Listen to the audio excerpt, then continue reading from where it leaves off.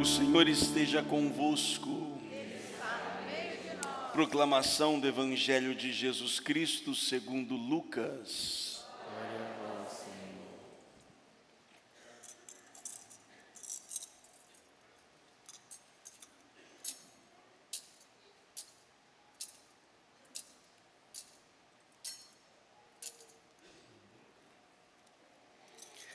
Naquele tempo, no 6º mês, o anjo Gabriel foi enviado por Deus a uma cidade da Galileia chamada Nazaré, a uma virgem prometida em casamento a um homem chamado José. Ele era descendente de Davi e o nome da virgem era Maria. O anjo entrou onde ela estava e disse: Alegra-te, cheia de graça, o Senhor está contigo. Maria ficou perturbada com estas palavras e começou a pensar qual seria o significado da saudação. O anjo então disse-lhe: Não tenhas medo, Maria, porque encontrastes graça diante de Deus. Eis que conceberás e darás à luz a um filho, a quem porás o nome de Jesus. Ele será grande, será chamado Filho do Altíssimo, e o Senhor Deus lhe dará o trono de seu pai Davi. Ele reinará para sempre sobre os descendentes de Jacó, e o seu reino não terá fim. Maria perguntou ao anjo: Como acontecerá isso, se eu não conheço homem algum? O anjo respondeu: O Espírito virá sobre ti, e o poder do Altíssimo te cobrirá com sua sombra. Por isso o menino que vai nascer será chamado Santo, Filho de Deus. Também Isabel, tua parenta, concebeu um filho na velhice. Este já é o 6º mês daquela que era considerada estéril, porque para Deus nada é impossível. Maria então disse: Eis aqui a serva do Senhor, faça-se em mim segundo a tua palavra. E o anjo retirou-se. Palavra da salvação. Glória a vós, Senhor. Que as palavras do Santo Evangelho perdoem os nossos pecados.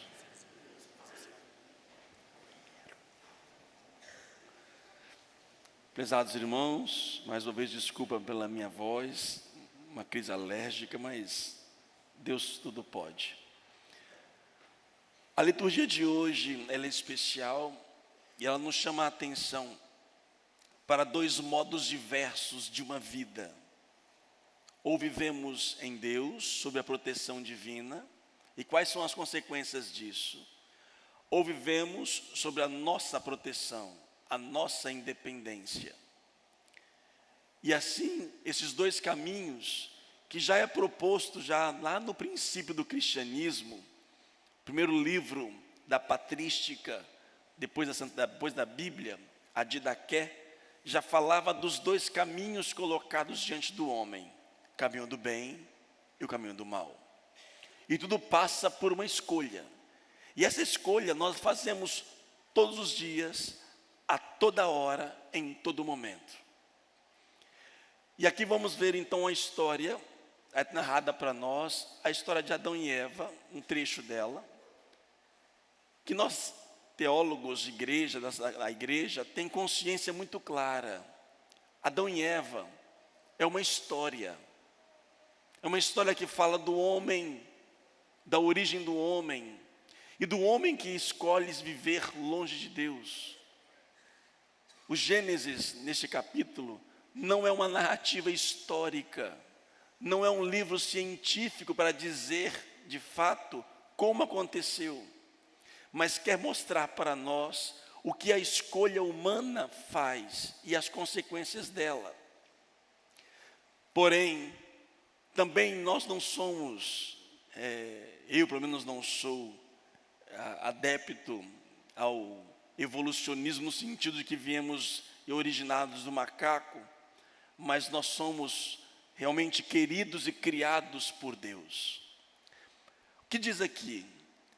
Deus, quando fez o homem e a mulher, quando Deus nos fez, nos colocou num jardim. O jardim é o lugar simbólico da perfeição. Deus criou o homem quase que perfeito. ele poderia, com a graça que tinha, chegar à salvação e à perfeição. Só que o homem, pela sua vontade própria, liberdade, desobedece à voz de Deus e come do fruto proibido. Isso é importante nós pensarmos. Deus deixa a árvore, entre aspas, a possibilidade diante de nós no paraíso. Se não tivesse a possibilidade de não ser, nós não seríamos livres. A capacidade da diferença nossa de qualquer outra criatura que existe na face da terra, criação divina, é a nossa capacidade de escolha. Se nós não tivéssemos escolhas, nós não seríamos livres e não seríamos feitos à imagem e semelhança dele. Isso é fundamental. Era necessário que aquele fruto proibido, que significa a possibilidade de não ser, estivesse lá desde o princípio.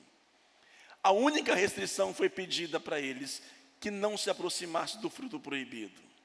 O que significaria aproximar e comer dele? No fundo, o que Deus pedia: ei, deixa que eu cuido de você. Confia em mim. Deixa eu conduzir a sua vida. Não queira ser independente. Acredite, confie. E assim Adão e Eva, ou seja, o homem e a mulher primitivos, viviam na profunda dependência de Deus. Até que aparece uma serpente. Esse livro, essa passagem bíblica da primeira leitura que nós ouvimos, segundo todos os teólogos, foi escrito por volta do século 10º. E naquele século 10º havia, na comunidade judaica, israelita, já havia um povo, os cananeus, que não eram judeus, que cultuavam algumas entidades. E dentro da cultura cananeia, a serpente era símbolo de fertilidade e de sexualidade.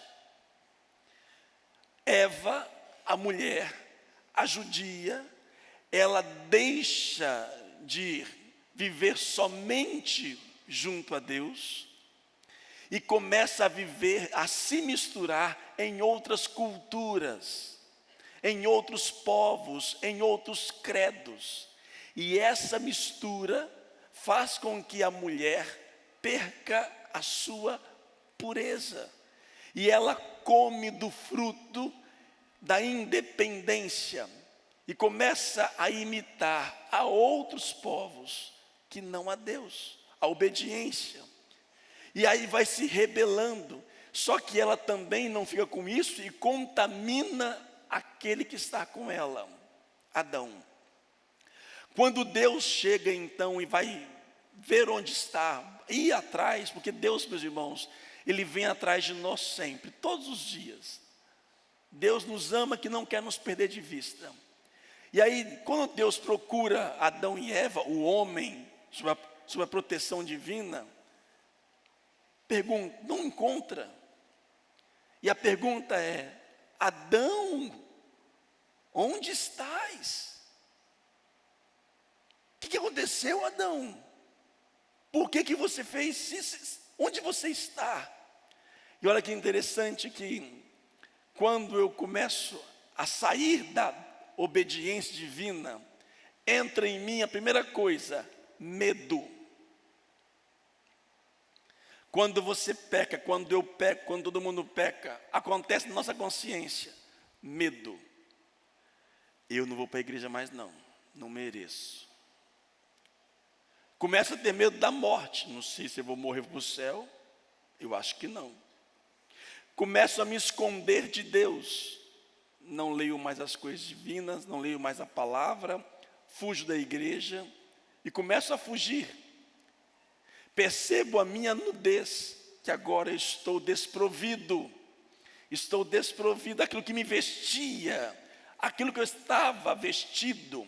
Não é à toa que depois São Paulo vai dizer: revestivos do Senhor Jesus. O homem fica nu, porque não tem mais a veste santa da obediência. E aí Adão diz, olha a segunda consequência do pecado, depois do medo. Foi a mulher que você me deu. O pecado começa a gerar o quê? Uma divisão na comunidade. Antes eram unidos no fruto, mas quando vem prestar conta, nem precisou de delação premiada nessa hora, foi direto, já quis salvar a pele dele, e ali começa uma desunião na vida comunitária. Quando chega para a mulher também tira o dela de fora. Foi a serpente, foi ela, foi aquele povo, foi aquele livro, foi aquele professor, foi aquela música, foi aquele ritmo, foi aquela festa, foi aquela droga, foi tudo menos ela. Decidiram o quê? Viver uma vida fora da obediência e da bênção divina. Gente, isso é tão comum, isso acontece no dia de hoje. Tantos Adãos e Evas por aí que ainda insistem em viver dentro de nós. Essa luta que nós travamos, só que Deus não nos fez para isso. Por isso, Deus resolve vir salvar o ser humano que havia perdido uma graça. E decide então, no seu coração de salvação humana, a entrar na humanidade para salvar o mundo. E aí se dá uma outra história. Eu vou até gravar um papo de padre para o Natal, explicando teologicamente todo o significado sobre salvação, sobre bem, tudo isso, para entender melhor sobre isso. Não era tempo agora, até pela voz. Deus então o que faz? Ele, Jesus, assume a carne humana. E ele assume como era a carne de Adão. Adão tinha uma graça santificante. Jesus assume como era o Adão antes da queda. E que para que ele pudesse entrar na terra, ele deveria ser preservado de toda mancha. Por isso, hoje a igreja celebra Nossa Senhora Imaculada Conceição, ou seja, Maria sem a mancha, concebida sem a mancha do pecado original. Desde Adão e Eva, os homens que vieram antes de nós, pelas escolhas deles, nós temos consequências, nós fomos privados. Por isso então, para que Deus pudesse salvar o mundo, Maria foi preservada da mancha, para que pudesse então Cristo entrar, para que o novo Adão pudesse entrar. Onde está isso na Bíblia? Está e não está. Olha a leitura segunda para nós hoje. De São Paulo aos Efésios. Em Cristo, Ele nos escolheu antes da fundação do mundo, para que sejamos santos e irrepreensíveis sob o seu olhar no amor. Em outra tradução diz, para sermos santos e imaculados. Em Cristo Jesus, nós fomos feitos para sermos o que é o santo. Santo é aquele que é separado, diferente do mundo. Irrepreensível, imaculado, sem a mancha. Os que nascem por Cristo, em Cristo, são chamados a sermos santos e irrepreensíveis. O que acontece com Maria é que antes de Cristo oferecer a todos a santidade e a imaculidade, é isso? Não, né? Sei lá, quase parecendo por isso, né? Antes de lhe oferecer, ele antecipa a Maria, para que ela possa ser, de fato, ter graça para recebê-lo. O que estamos dizendo hoje, Imaculada Conceição, é o que todos nós cristãos somos chamados, a sermos irrepreensíveis, por graça divina. E ela então se torna a Eva antes do pecado. Jesus é o mesmo que Adão antes do pecado. E os dois, ao contrário de Adão e Eva, vivem a profunda obediência. Aí nós vemos a vida de Adão e Eva, um caminho de independência. Cristo e Maria, um caminho de obediência.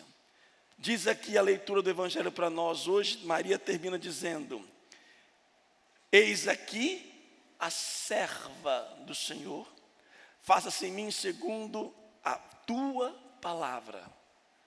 Enquanto Eva se colocava como rebelde, independente, misturando em outros povos e credos, Maria se coloca como serva e obediente profunda à palavra de Deus. Jesus nem se fala, obediente até a morte e morte de cruz. Aqui, meus irmãos, temos então um caminho. Ou eu escolho o Adão ou o novo Adão. Pelo batismo, ao sermos batizados, nós então recebemos essa graça que nós não tínhamos. Quem não é batizado não tem. Quem não é batizado não tem essa graça. Pode amar a Deus, pode fazer suas orações, Deus se manifesta, mas não tem o agir divino. Embora sendo batizado, ainda permanece em nós, o que diz Santo Agostinho, a concupiscência, ou seja, mesmo sendo revestido de Cristo, ainda dentro de mim há uma força que me leva a pecar. Como diz São Paulo, deixo de fazer o bem que quero e faço o mal que não quero. A luta que nós travamos é diária, é a cada tempo e minuto. E eu sou colocado diante de situações, ou eu escolho viver como Adão, ou eu vivo como o novo Adão. Ou eu procuro o caminho da nova Eva, ou da velha Eva. E isso é a todo momento. Por isso nós viemos à igreja, por isso nós oramos, e por isso que nós comungamos da palavra e do corpo e sangue. Porque mesmo sem merecermos, Ele vem nos revestir para nos libertar das serpentes. Tem muitas serpentes, pensamentos errados. Cuidado com o que você anda vendo, ouvindo, lendo. Cuidado com quem você anda andando do seu lado. Cuidado com amizades. Cuidado, tem pessoa que nos faz crescer e tem pessoa que nos põe para baixo. Tem pessoa que é um novo Adão e tem pessoa que é um velho Adão. E nós somos o tempo todo colocados diante dessa escolha. Por isso eu falava, a vida é uma escolha de dois caminhos. Ou buscamos o caminho do novo ou do velho. E isso está dentro de nós. E a gente leva um tempo para poder se acostumar. E a gente vai lutando para quê? Para poder vencer. Porque eu não quero viver sob o jugo do pecado. Embora nós tenhamos pecado, nós não podemos dizer que não temos pecado. Ao contrário de Maria, que foi imaculada no pecado, nós somos chamados, aí vem o termo de hoje, nós somos chamados a sermos imaculados aonde? Sejamos santos e irrepreensíveis sob o seu olhar, no amor, não no pecado. Porque nós, enquanto estivermos aqui, iremos pecar.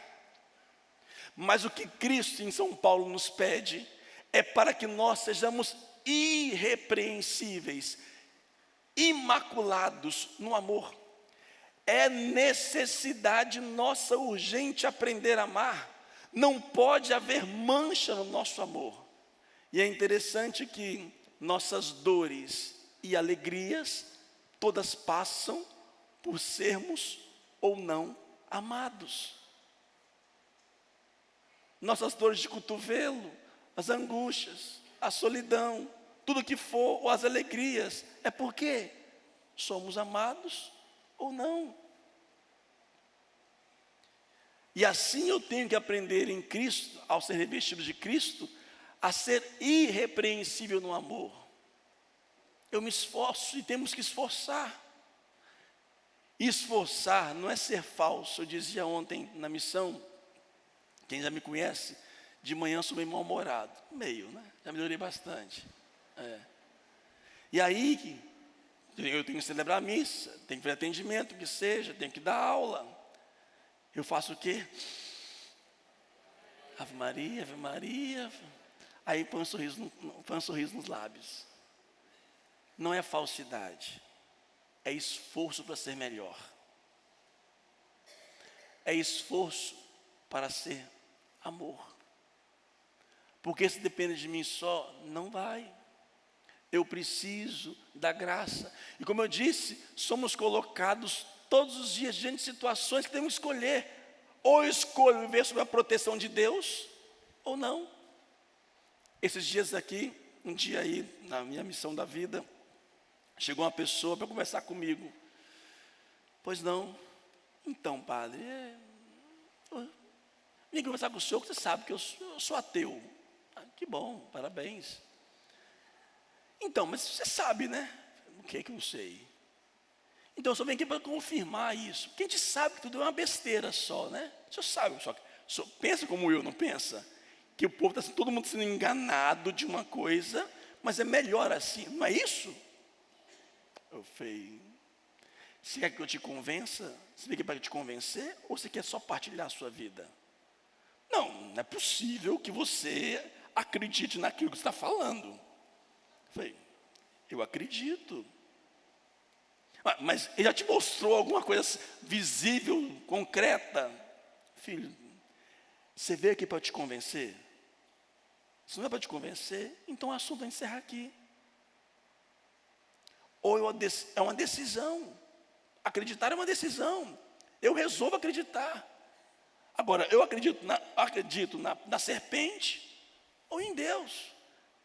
A quem que é a serpente aqui, não é só o diabo, mas é tudo aquilo que nos afasta da imagem de Deus. Eu falei com você também, não sei se a pessoa está por aqui também. 10 dias antes, vem uma outra pessoa conversar comigo. E ela vem conversar comigo e tal. Então, padre, eu sou ateia. Eu falei, misericórdia, aconteceu, gente. Não, mas eu gosto de te ouvir. Se ela estiver aqui, muito obrigado. Falo com carinho e respeito a essa pessoa. Eu falei, mas eu acho bonito que o senhor acredita. Eu não consigo acreditar. Eu acho tão bonito o como o senhor acredita. Eu não acredito. Eu tento acreditar, mas não consigo.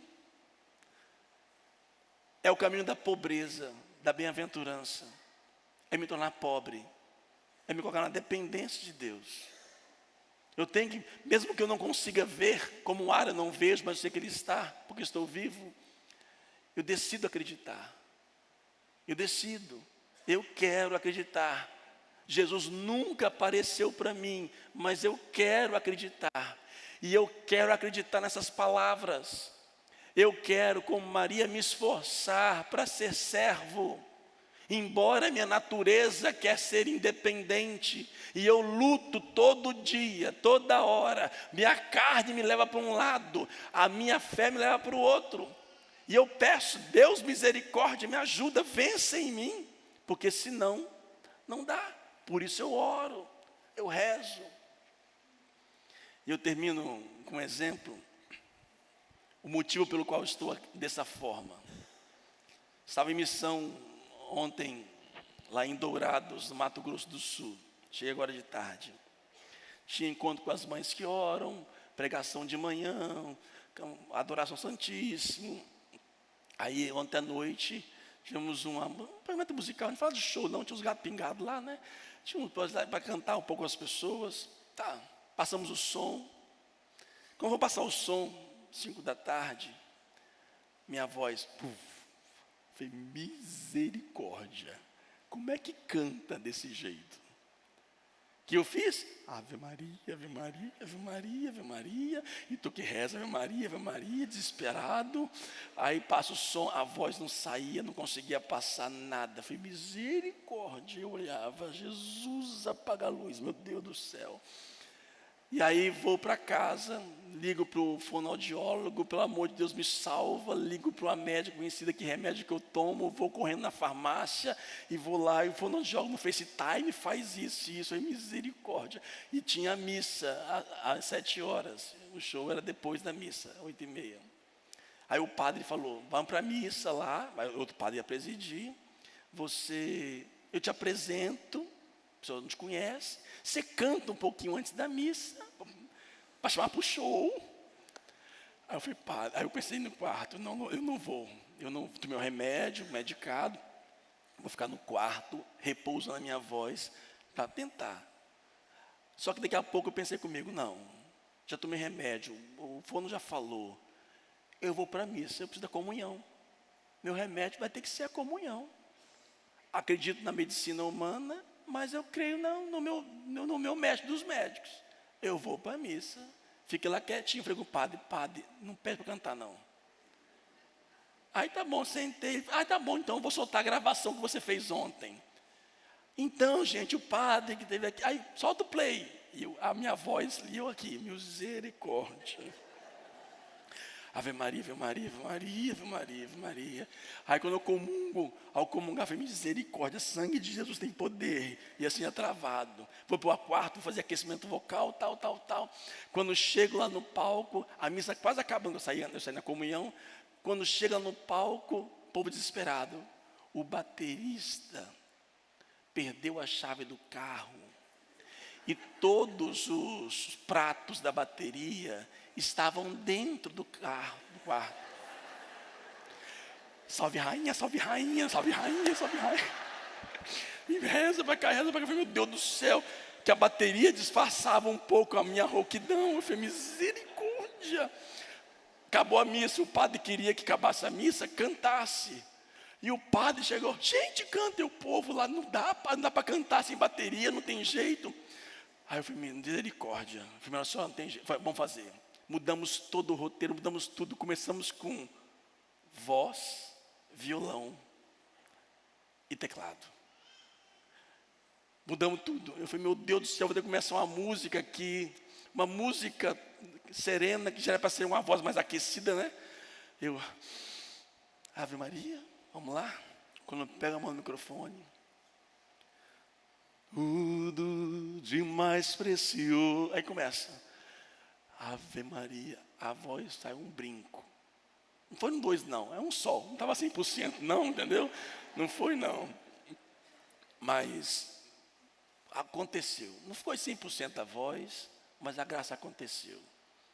Quer dizer para vocês que na situação da nossa vida, a gente pode escolher o caminho que for. Posso revoltar, xingar, resolver por nós mesmos. Para quem tem fé, a vida é mais feliz. Louvado seja o nosso Senhor Jesus Cristo. Professor